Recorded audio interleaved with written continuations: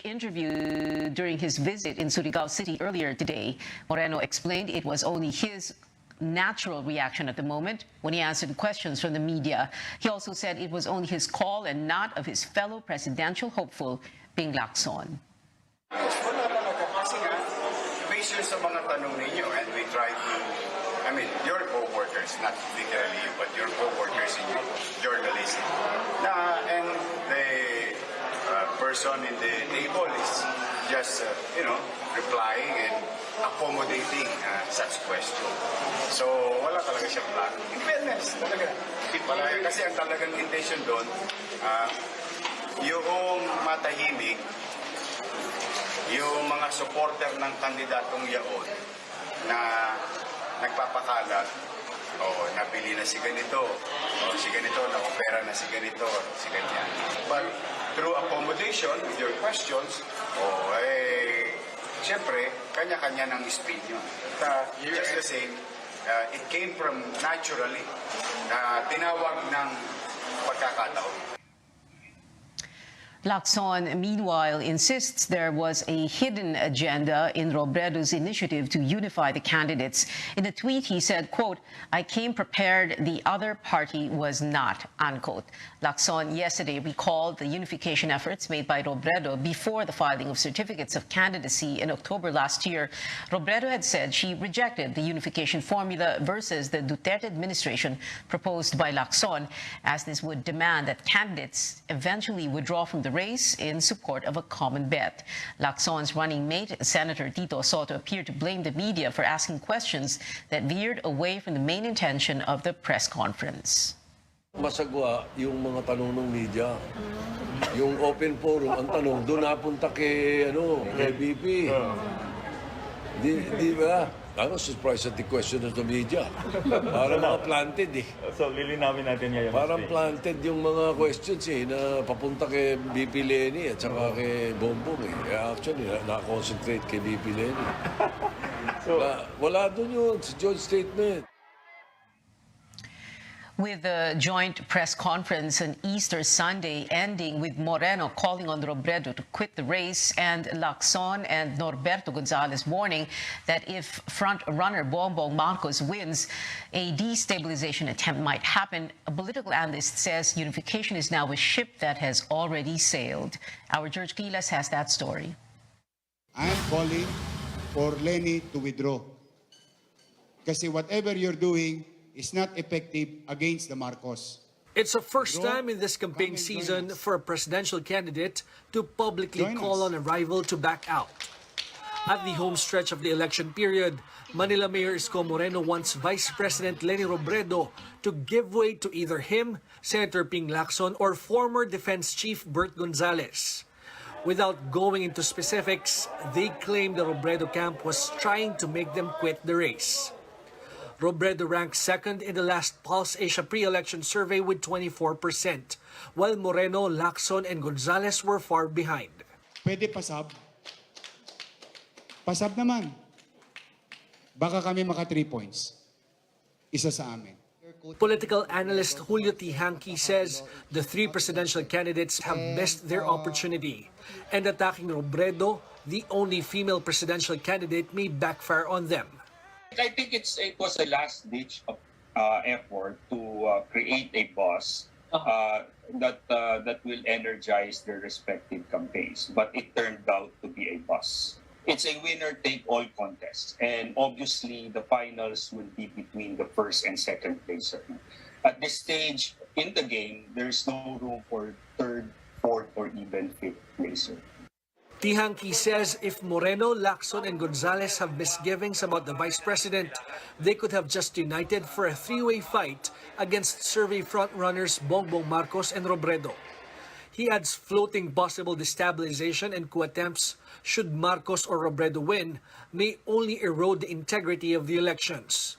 In an interview on CNN Philippines The Source, Gonzales admits he does not have enough proof of these claims. What we have are reports. I am not in office, so I really have no means of really validating. I'm using my experience to have an analysis of reports I'm getting. I know for a fact there will be cheating in the next elections. That is pure speculation, no? Because even if they win, there will always be that possibility of political instability. Tihanki says a common bet against Marcos is no longer workable, and he believes Robredo's momentum will be steady if her supporters could focus on converting the warm bodies attending her rallies into survey numbers and eventually into votes. George Cahiles, CNN Philippines. Norberto Gonzales warns against possible cheating by allies of rival Bongbong Marcos. Gonzales plans to appeal to the Commission on Elections to address vote buying practices, as he believes local officials will cheat on the former senator's behalf. The former defense secretary cited an unverified claim that 90% of governors will back Marcos. Will he say on what these people will do during election time with their watches? And when somebody claims that 90% of the governors are with him, does this mean that 90% of the governors will cheat in his behalf? Will he agree? Will he consent? And you will say, I have proof? My God. You ask every governor, intimately, as friends, they will tell you, may pera na kami, nakahanda na kami dyan. Meanwhile, Gonzales insists he will not back out of the race. If asked by his rivals, he reiterated he would not withdraw despite supposed calls from the campaign of Vice President Leni Robredo. I'm being misunderstood. I respect the Vice President very much. In fact, before I plan of running for election, I tried to see her for 3 months. Hinahanap-hanap ko talaga siya. Nagkataon lang na siguro may mga kaibigan siya na ayaw na magkausap kami. Yung sinabi ko doon sa mga lumapit sa akin, please, huwag niyo na akong pansinin. Alam niyo naman na nasa bottom ako eh.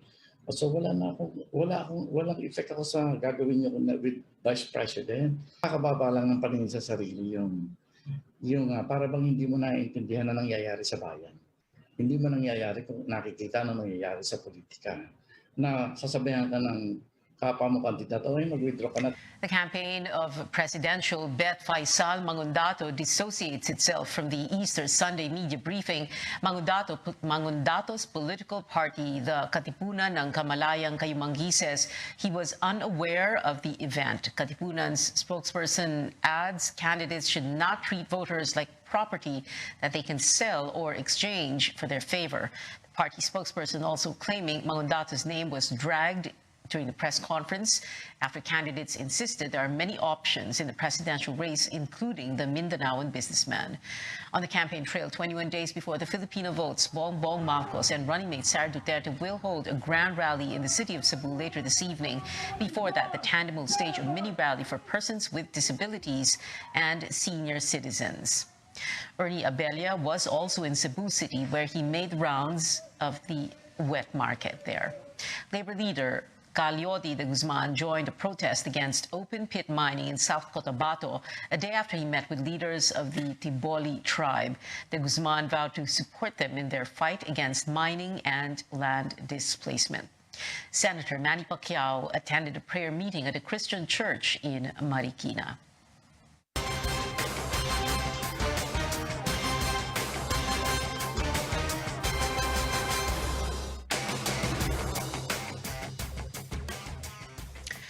More than 100 people are still missing after landslides triggered by the first major storm of the year leveled communities in Baybay City in Leyte.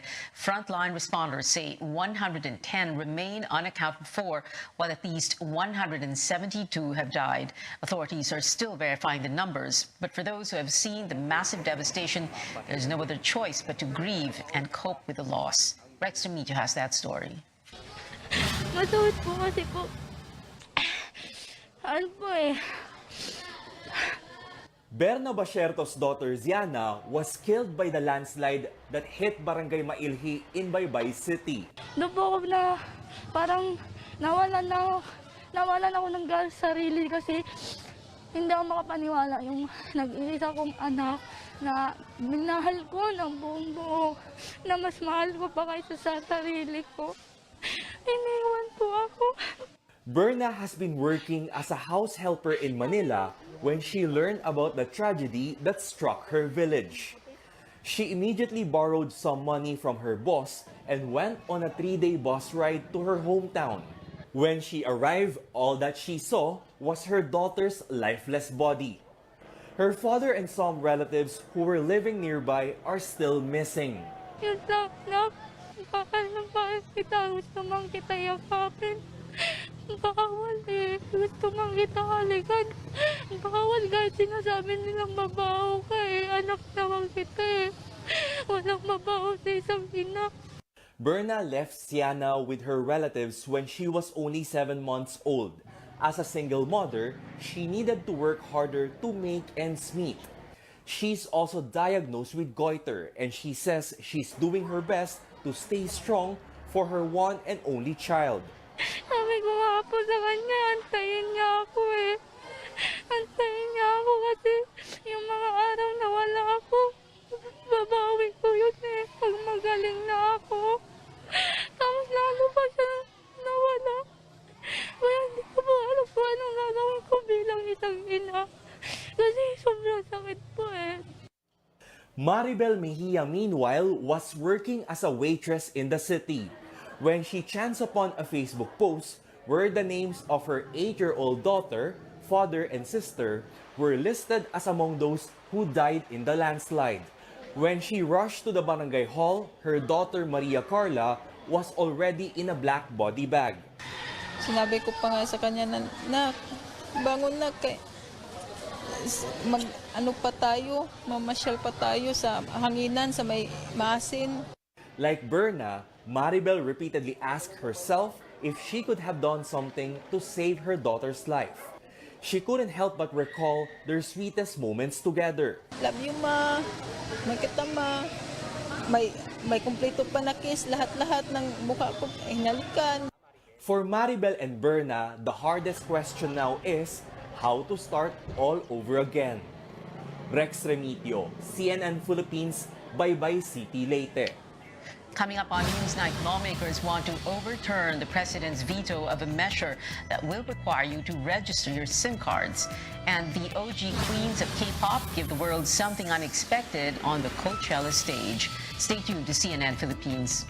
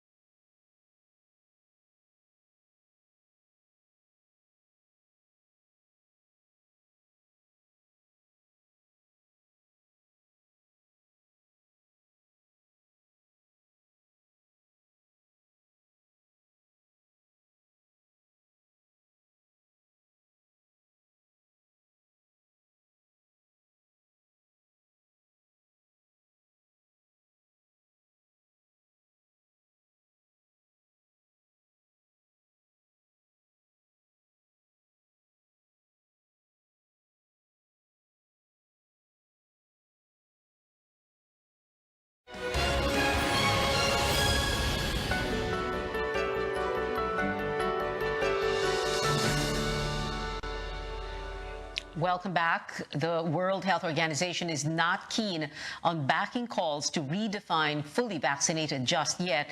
WHO representative to the Philippines, Rahendra Yadav, says they still prefer the term up to date with the recommended primary and booster shots. But he notes that definition may still change as we learn more about COVID-19. Fully vaccinated is a vague term because the definition may change with evolving evidence. How many boosters are required? Do we need to keep giving boosters every 6 months? We don't know that yet because this is a new pandemic and we are new. The COVID-19 is new for us. So it's better to use terms like up to date with the recommended schedules. So far, 3 doses are recommended for the general public, while health officials are preparing to roll out a 4th shot for select groups. Carolyn Bonkin explains why the elderly, among others, should get a second booster. Senior citizen Benito Bangkaya is among the fully vaccinated without a booster shot until now. Nakikiramdam muna ako kung ano ang kinalalabasan ng nagpa-booster. Wala lang akong time magpa-booster kasi bumabiyahe ako. The government is still struggling to get more people boosted. Now, fully vaccinated elderly like Benito have to think whether or not to get 1 or 2 booster shots. The FDA just approved a second booster for the elderly aged 60 and up, moderately and severely immunocompromised individuals and frontline healthcare workers. 4 months from the first booster. For the sick, it depends on the doctor's advice.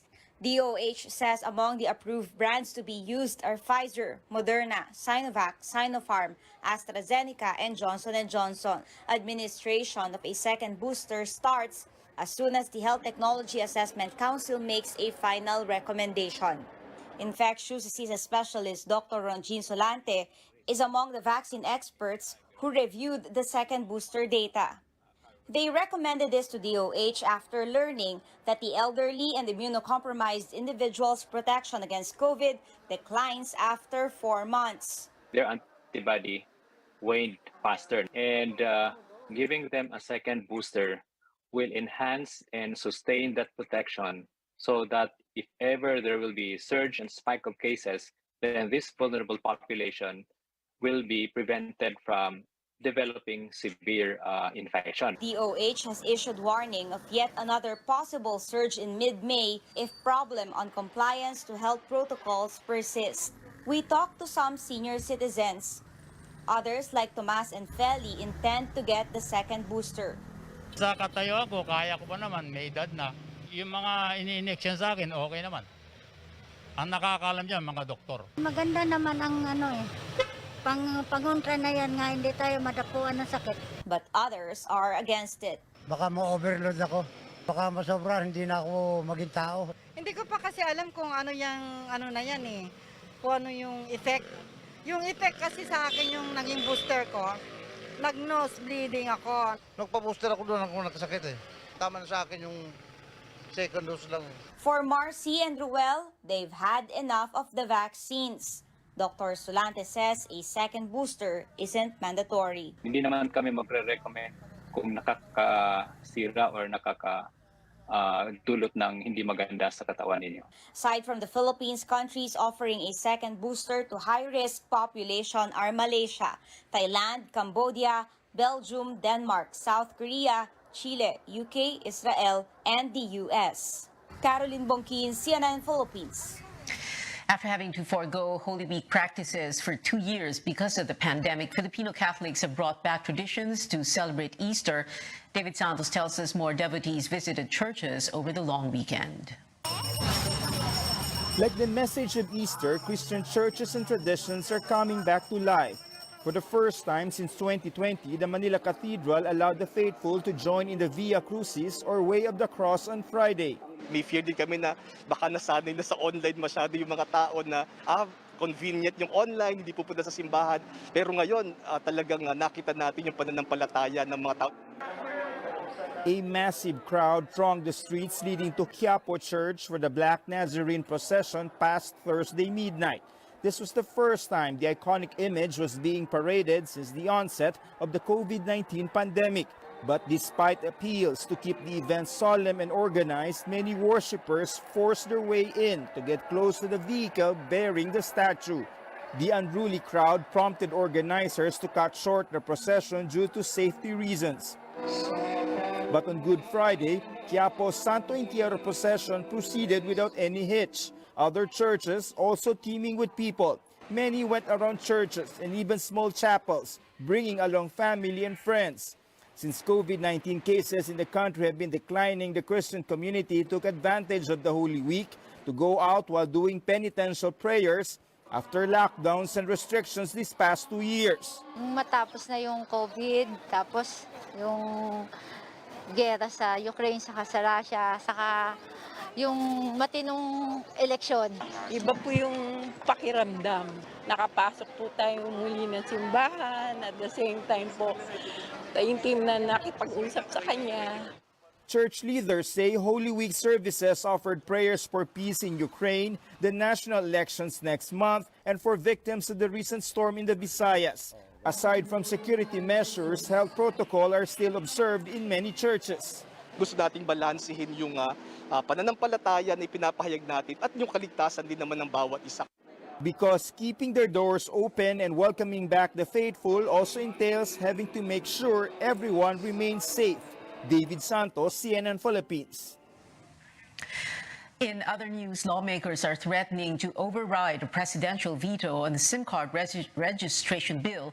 Senator Grace Poe wants Congress to reconsider the measure, seeking the mandatory registration of subscriber identification module or SIM cards of mobile phone users when creating social media accounts. She says none of her colleagues objected when such a provision was tackled in the plenary.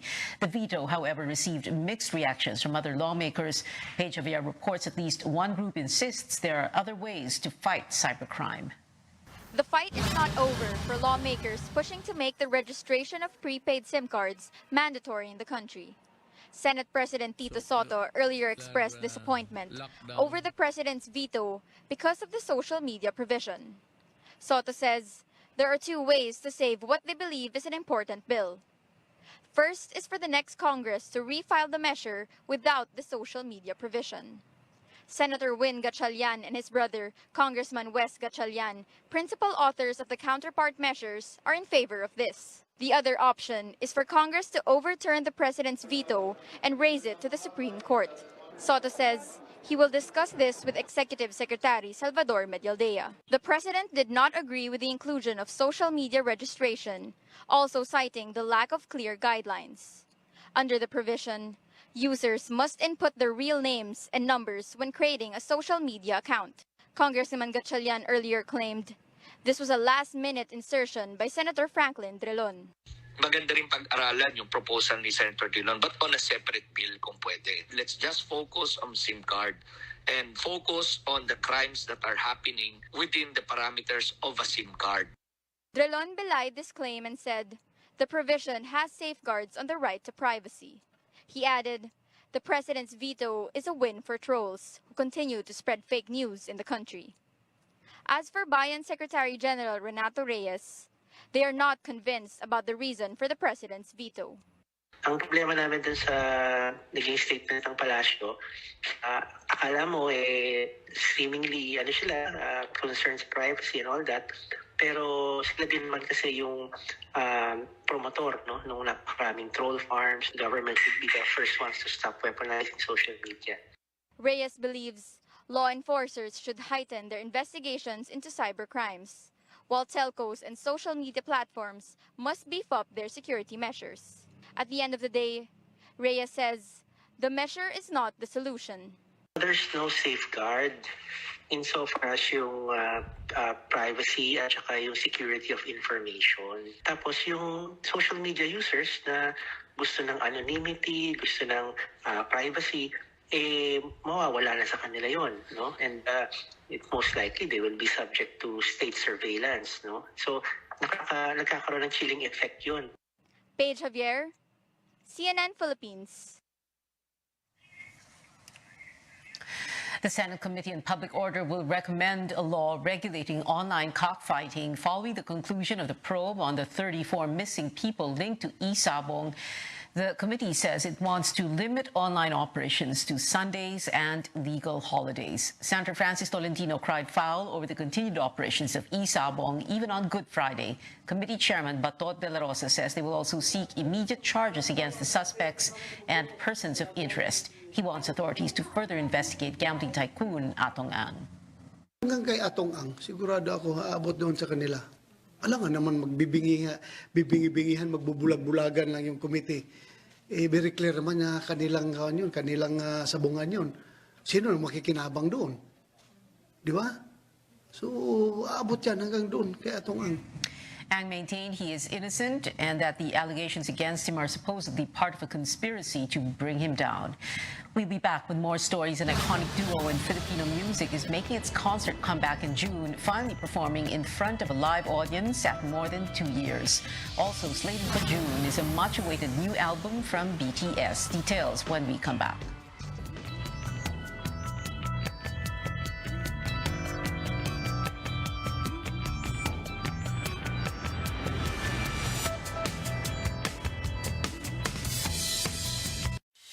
What makes a nation grow? Every day we see them. The providers, the traders, the movers, the doers, and the go-getters. Each play their part, whether big or small, in creating a better life for all. Whichever your role may be, we're right here for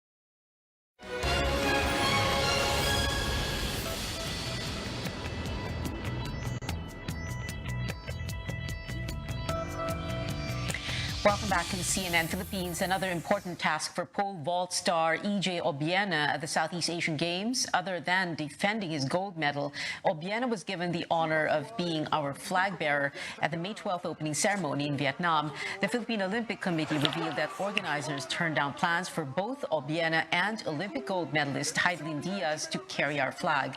Last month, Obiena finally got the green light to compete at the Hanoi, Vietnam event after resolving his feud with the Athletics Track and Field Association.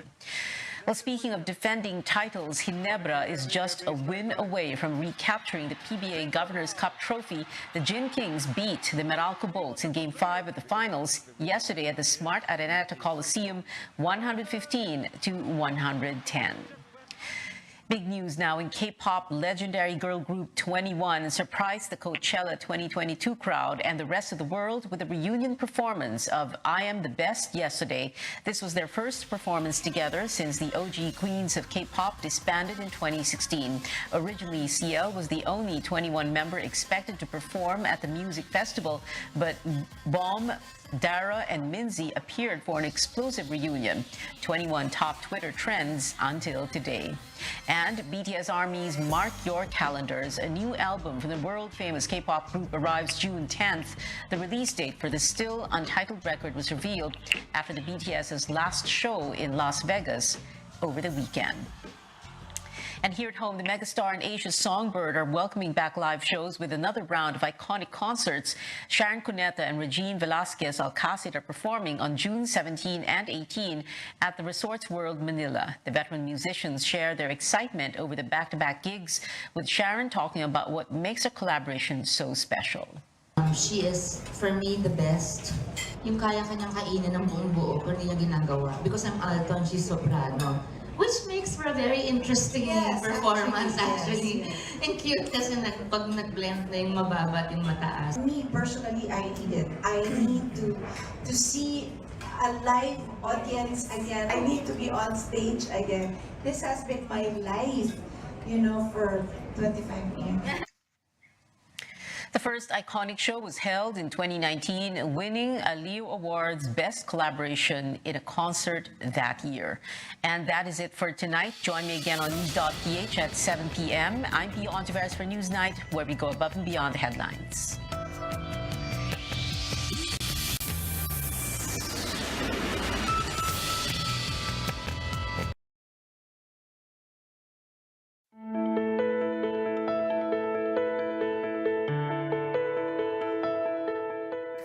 Heart disease is a leading cause of death here in the Philippines. In fact, it affects 1 in 6 Filipinos.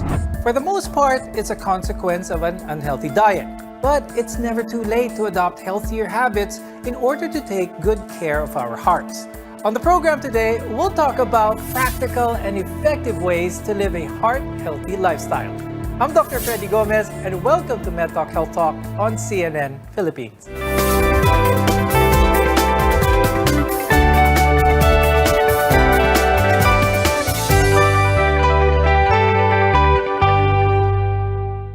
At the very core of our overall health is our heart. Our guests are here today to give us tips on how to keep it healthy. With us is Dr. Gilbert Villela. He's the president of the Philippine Heart Association and the director for education and research of the Philippine Heart Center. Also with us is Coach Jay Garcia, who is a medical exercise specialist of Coach Jay Wellness. Early on the show, we mentioned that Filipinos are vulnerable to heart disease. And one of the main reasons for this is an unhealthy diet. I'll start the conversation with Dr. Gibo. What is it about the Filipino diet that puts us at high risk for heart disease? The Filipino diet comes from the culture from Spain and China. The Spain is oily and the China is salty. Oil plus salt equals cardiovascular disease, equals hypertension, equals diabetes. Kapag masyado kang marami na kain na oil, this will cause an inflammation in your arteries, making it very stiff and hard. That's why the heart will get a hard time pumping blood through it. You explained to us what happens to the heart when we have an unhealthy diet. But I think one of the cultural reasons, like what you said, apart from that, is there's a gap between when a person eats unhealthily and when they feel the symptoms. I think this is also one of the reasons why people who eat unhealthily do so continuously also because they don't really feel any symptoms right away. Is eating unhealthily going to catch up with us eventually if we continue to do this? Yes, especially if you take an excess of sugar and excess of oil also. Because these things, these foodstuffs, will stimulate a lot of insulin production from our body. Kasi di ba ang insulin ang nag-metabolize ng sugar mo at saka ng oils mo. And then, mag-overwork ang liver mo and then it will secrete a lot of fats. And these fats will cause fatty liver, and fatty liver is the gateway to diabetes and metabolic syndrome. Now, if you excess oils and sugars will harden your arteries. Remember na yung arteries mo, dito pinapump ng puso mo yung blood para mag-circulate. And tigas-tigas yan. So yung heart mo, hirap na hirap siya mag-pump. So what happens is, ang una-una mong mararamdaman ay chest pain kung minsan, shortness of breath kadalasan, and then mamamanas ka o edema ang tawag. Kasi sobrang hirap na ang puso mo. Let's talk about yung kapartner ng eating healthy, which is exercise. Coach Jay, gaano ka-importante ang exercise or physical activity sa ating mga puso? Very important, no? Kasi exercise, we as humans were designed to move talaga. So if we don't move much, no, the problem with that is yung stored excess energy natin will turn into fat and eventually will lead to cardiovascular diseases. Coach Jay, ano yung mga mas common na misunderstandings with regards to exercise? Is mahal ito, kailangan member ka sa isang gym? Is this true to be able to get an effective physical workout and to be healthy overall? Not really naman kasi exercise can be, especially now during pandemic, can be done at home. There's a lot of form of exercise that you don't need bulky or expensive equipment. So for example, you can use your body weight, focus on the basic movement patterns such as pulling movements, pushing movements, squat movements, rotation movements. Our goal naman is at least exercise 30 minutes a day of physical activity is a good start. For now, let's talk more about heart disease. And this includes a number of problems that can affect your heart. Here in the country, the most common are ischemic heart disease and hypertension. Dr. Guibo, tell us about these conditions. What happens to the heart of a person with these cardiovascular diseases? Well, pag sinabi meron kang ischemic heart disease, ang pangunahing symptoms dyan ay chest pain. Actually, hindi naman siya actually pain. It is a discomfort sa gitna ng chest mo na parang mabigat o masikip ang paghinga. Usually triggered ng movement o ng exertion. Usually, ang hypertension naman, hindi naman siya heart disease, pero it is a risk factor for ischemic heart disease. Pag mataas ang blood pressure mo, in a few years, pag hindi mo control yun, you will have ischemic heart disease. Why? Because ang hypertension will stimulate obstruction or pagbabara ng iyong mga ugat. Ang ischemic heart disease, sa Tagalog yan, baradong ugat mo sa iyong puso. Yung supply ng dugo sa iyong puso ay nagbabara. Kaya hinihingal ka, namamanas ka, sumasakit ang dibdib mo, napapagod ka. Akala mo mataba ka lang o akala mo wala kang exercise, wala kang condition. But you're really sick with heart disease. With hypertension, it is a risk factor for ischemic heart disease. Ngunit maraming may hypertension, Doc Guibo, na walang nararamdaman na simptomas which prevents them from seeing a doctor. Bakit kaya ganun, Doc Guibo? Ang taas ng high blood, wala naman siyang nararamdaman sintomas. What's your advice for people like those? Kung ikaw ay 1, lalaki, 2, nakisigarilyo, 3, more than 60 or 65 years old, 4, ikaw ay ikaw ay merong diabetes, 5, ikaw ay mataas ang cholesterol, 6, may lahi ka ng high blood o sakit sa puso, and 7, pag ikaw ay obese o napakataba, dapat nagmamonitor ka ng blood pressure every day, twice a day. Anong gagamitin pang monitor ng BP sa bahay mo? Ang advice and guidelines, hindi pwedeng manual kasi mali daw yun. Ang mas accurate ay yung digital blood pressure monitor na nabibili sa mga drugstores. Kinakabit dito sa upper arm, hindi pwede sa wrist or sa thumb, dapat sa upper arm. You have to monitor your blood pressure twice a day, before breakfast and before supper. Ang cut-off mo, dapat hindi ka lalagpas ng 135 over 82. Huwag kang lalagpas doon sa bahay. Pag lumalagpas ka lagi doon, punta ka sa doktor mo. Something is wrong. Now, the two main risk factors for heart attacks are cholesterol as well as mataas na blood pressure. When we return, we'll talk about what to avoid to keep them in check. You're watching MedTalk Health Talk, your partner in healthcare.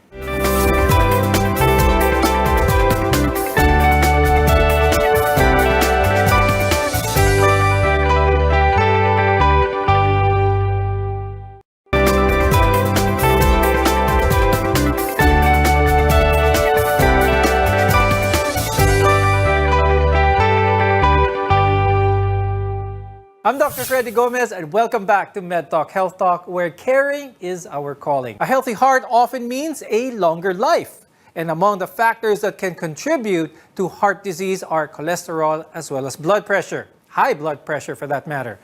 And embracing a healthy lifestyle can help manage the two and in turn, keep your heart strong. Can we lose extra weight and be healthy purely from healthy eating alone? Walang weights, walang cardio.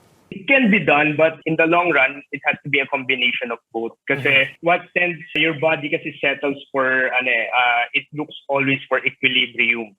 So for example, you tend to eat less, diba? Kasi you want to lose weight. Yeah, you lose weight at some point, but eventually your body will treat it as like you're in a starvation mode. Or for example, si Coach Jay kumakain ngayon ng konti. So what I need to do is slower ko yung metabolism ko. And by that means, babagal yung weight loss mo and eventually magpa-plateau ka. Pero Coach Jay, pagdating sa exercise, we all have the idea, pagdating natin ng exercise, gym, strict program, maraming pawis, lots of perspiration. But just being more active, increasing physical movement like taking the stairs on the way down after work, some studies say is enough to create a change in one's overall health. Totoo ba to, Coach Jay? Can we see significant results in our health with small changes in how active we are? Yes, it's true. Kasi the main goal is here is to create a long-term habit or long-term goal. So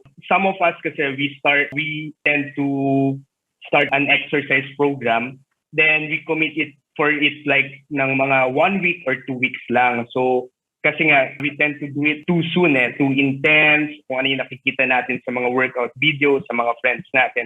So basically, what we need to do is to build a habit. What are some of the diagnostic tests available here in the Philippines that the cardiologist would request for those who are feeling symptoms of heart disease? And ano naman yung mga practical tests done for those who are not feeling any significant symptoms but would like a general idea of their overall heart health? You better check your blood chemistry, including blood sugar, lipid profile, and then you could test. Also, yung liver function test mo. Now, pag ikaw yung nag-chest pain na, you must go to a cardiologist or to a doctor to have your ECG taken. Probably you will also need some X-ray to rule out any pulmonary disease causing the chest pain. And then you will have to have an echocardiogram para mas malalim ang tingin ng doktor mo para makita talaga anatomically anong nangyayari sa loob ng puso mo. And then if the physician sees na ikaw mukhang ischemic heart disease talaga, baka mag-request siya ng treadmill stress test. Now let's shift the conversation a little bit back to the diet, specifically fats, cholesterol. Because if you're experiencing high cholesterol levels, avoiding saturated fats and switching them out for healthier options can reduce that number and improve your heart health. What are some of the foods na common dito sa Pilipinas that contain high amounts of saturated fats? Explain to us further yung impact ng mga pagkain na ito with our health as well as our wellness. Cholesterol is not always bad. Your body needs it to build cells, make vitamins, and other hormones. So, ang sources of your cholesterol will be your liver. So, it makes the cholesterol that you need.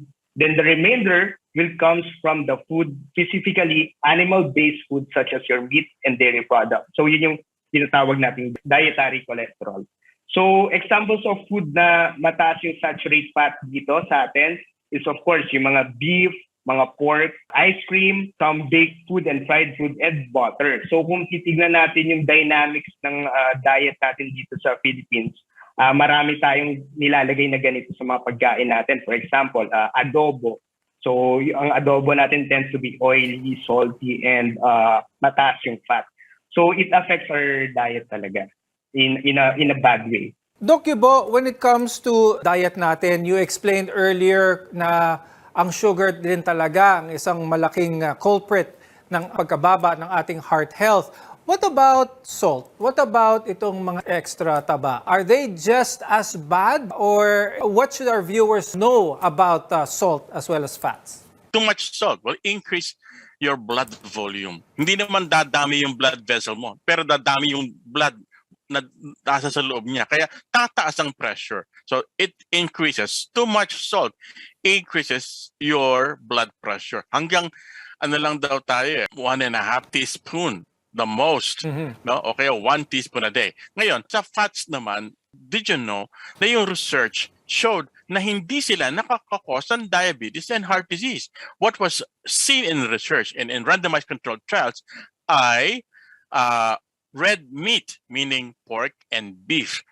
Lalo na yung processed. Pero yung unprocessed pork and beef, they're fine. You can eat them siguro mga once or twice a week. Pero yung processed meats like yung mga binibili sa delicatessen, yung mga bacon, ham, and so forth and so on, siguro mga never in a day, so in a week. So talagang pwede ang unprocessed. Pag-usapan naman natin ang medications that are catered towards, let's say, cholesterol. Merong gamot na para pampababa ng cholesterol, merong gamot na pampababa ng blood pressure, and all of these. Are these ways in which some people see this as a way, umiinom naman ako ng gamot, pwede ko naman i-continue kainin yung mga pagkain na gusto ko na mataas sa taba, mataas sa asin. Umiinom naman ako ng maintenance ko at gamot. What's the risk with this type of thinking?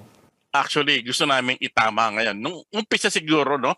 Nung unang pisang gumagawa ng gamot, ang medicine para sa hypertension at para sa cholesterol, ang purpose nila talaga is to decrease the level of BP and to decrease the level of bad cholesterol. However, ngayon, those medicines are not meant to just decrease the number, but to improve your health, to prevent disease. Ibig sabihin, pag niresita ka ng doktor mo, kahit na normal ng gamot sa pampababa ng cholesterol, blood pressure, kahit na normal ang BP mo at normal na ang bad cholesterol mo, you have to continue because ang ginagamot na niya, hindi yung laboratory mo, kundi yung ugat mong nababarahan. Kaya you have to continue them.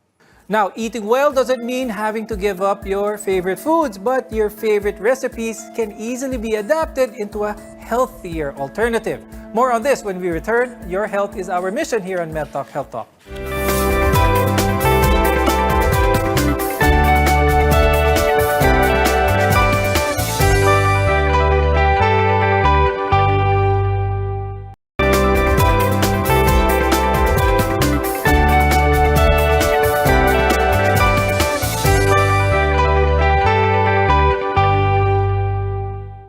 I'm Dr. Freddy Gomez, and this is MedTalk Health Talk, your partner in healthcare. A healthy lifestyle involves a well-balanced diet, enough physical activity, and of course, a good and positive outlook. Today, we're here to help you adopt some of these simple habits to improve your overall heart health. Now, when we hear the term diet, we often think it requires giving up our favorite food completely or investing in expensive ingredients. Healthy cooking doesn't mean you need to be a gourmet chef. There are many ways to make meals healthier. Is it true that in order to have a healthy heart, one must live a life of bland food? Hindi kailang bland. Dapat may salt pa din para masarap, no? May konting oil para may taste na masarap and everything. Ang problema kasi is the excess. Yun ang problema, yung excess. Too much. Kaya ang campaign is a balanced diet. Yung pinggang Pinoy, makikita nyo na merong isang tasang kanin, may isda or meat, tapos may gulay and fruits. Yun, kompleto na yun. Pero pag sinobrahan mo doon, it excess ang tawag doon. So yun ang mali na. Now, for those starting their journey to eating healthy, it is often a road with many challenges. Nothing worth doing in life, ika nga, is easy. One of the harder challenges is keeping those cravings at bay. Coach Jay, anong mga tips na pwede mo ibigay to give those experiencing food cravings, lalo na yung cravings para sa sugary or salty food? For my tips as a fitness professional, for example, if you mga Pinoy is heavy on sauce. Mahilig tayo maglagay ng mga sauce sa mga pagkain in everything that we eat almost. So instead of focusing on full fat base or cream based na sauce, we may shift to a light sauce. For example, we focus on herbs and spices to add taste to the food. And another tips that I can give you is go for soups. Kasi ang mga soup, it can fill you with fewer calories. Instead of focusing on cream-based na soups, focus on the broth-based. So you can mix it up with vegetables such as lentils or beans to add fiber on your diet. Probably the important part of the entire episode, and that is talking about prevention. Dr. Guibo, there are also other ways to prevent heart disease. Let's talk about this for our viewers. Number one, do not eat too much. No? Paano ma-suppress yung appetite mo? By exercising. Did you know na those people who are exercising, mas less ang kanilang food intake? And then substitute nyo yung mga white rice and white bread with brown rice or brown bread. No? Kasi yung isang cup ng white rice niya is 200 plus calories na yun. Mantalang 1/3 lang ang calories na laman ng brown rice. And then, yung mas tama si Jay, mas lentils ka, ako, yung cauliflower rice, it's very good. And then, kung mag-uulam ka, white meat ang pipilian mo. Monday to Friday, white meat, meaning fish and chicken. And then siguro, sa weekend, pwede kang mag-red meat, isang meal na pork, o isang meal na beef. To prevent excess naman ang bawal. Now remember, adopting these habits require the right mindset and a long-term commitment, but it will be worth it. Thank you to our cardiologist, Dr. Gilbert Villela, and medical exercise specialist, Coach Jay Garcia, for being with us today and for sharing your expertise. I'm Dr. Freddy Gomez, and thank you for watching MedTalk Health Talk on CNN Philippines. We'll see you again next time.